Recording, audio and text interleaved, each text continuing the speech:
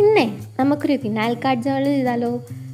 പേരൊക്കെ കേട്ടിട്ട് എന്തോ വലുതാണെന്നൊന്നും വിചാരിക്കേണ്ട, സിമ്പിളാണ്. പക്ഷെ കുറച്ച് ക്ഷമ വേണം. അപ്പോൾ ഫസ്റ്റ് തന്നെ ഒരു ഹാഫ് A4 ഷീറ്റ് എടുത്തിട്ട് ഇതേപോലെ റൗണ്ട് വരച്ച് അത് കട്ട് ചെയ്ത് കൊടുക്കുകയാണ്. പിന്നെ ഇങ്ങനൊരു പേപ്പർ, അത് ശരിക്കും സർക്കിളാണ് ഉദ്ദേശിച്ചത്, ഷേപ്പ് മാറിപ്പോയി, പക്ഷെ കുഴപ്പമില്ല. എന്നിട്ട് അതിലൊരു പ്ലസ് വരച്ചിട്ട് ഇത് ഇങ്ങനെ കട്ട് ചെയ്ത് കൊടുക്കുക. അത് ഫുള്ളായിട്ട് കട്ട് ചെയ്ത് കളയാൻ പാടില്ല, ഇങ്ങനെ 4 ഭാഗത്തു നിന്നും കട്ട് ചെയ്ത് കൊടുക്കുക.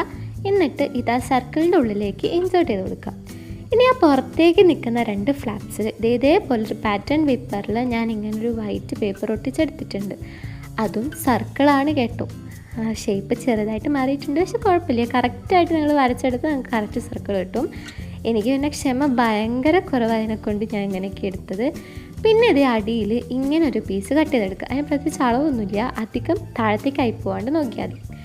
ഇനി ഇതേപോലെ ഒരു ബോക്സ് പോലത്തെ ഒരു സാധനം ഞാൻ ഉണ്ടാക്കിയിട്ടുണ്ട്. അതിൻ്റെ താഴെ കാണുന്ന സംഭവം, അതിൽ ഇതേപോലൊരു സ്റ്റിക്കും കൂടെ വെച്ചിട്ട് അത് നമ്മൾ ഈ നേരത്തെ ഉണ്ടാക്കിയ ഫ്ലാപ്പിൻ്റെ നടുവിലേക്കായിട്ട് സ്റ്റിക്ക് ചെയ്യുക. അതായത് ബാക്ക് സൈഡിൽ സ്റ്റിക്ക് ചെയ്ത് കൊടുക്കുക. അങ്ങനെ സ്റ്റിക്ക് ചെയ്യുമ്പം പേപ്പറിൻ്റെ ഉള്ളിലേക്ക് ഒട്ടിപ്പോവാതെ നിൽക്കാൻ വേണ്ടി ശ്രദ്ധിക്കണം. ഓക്കെ, എന്നിട്ട് ഫ്രണ്ടിൽ ആ ബോക്സ് കാണുന്നവിടെ ഇതേപോലൊരു തക്കാളിയാണ് ഞാൻ ഉദ്ദേശിച്ചത്. തക്കാളി നമ്മൾ ഒട്ടിച്ചു കൊടുത്തു. ഇപ്പം തന്നെ എനിക്ക് ഭയങ്കര സന്തോഷമായി, കാരണം ആ സാധനം പിടിച്ച് നീക്കുമ്പോൾ മേലുള്ള ആ സാധനം കിടന്ന് കറങ്ങും. അതാണ് ഇതിൻ്റെ മെയിൻ ടെക്നോളജിയാണ്. ഇനി ഇതേ ഇങ്ങനൊരു പൂച്ചേനെ ഞാൻ വരച്ച് കളർ ചെയ്ത് കട്ട് ചെയ്തെടുത്തിട്ടുണ്ട്. ഇനി ഇത് ആ ഒരു സാധനത്തേക്ക് ഒട്ടിച്ചു കൊടുക്കുക. അതേപോലെ തന്നെ തക്കാളി ഉണ്ട്.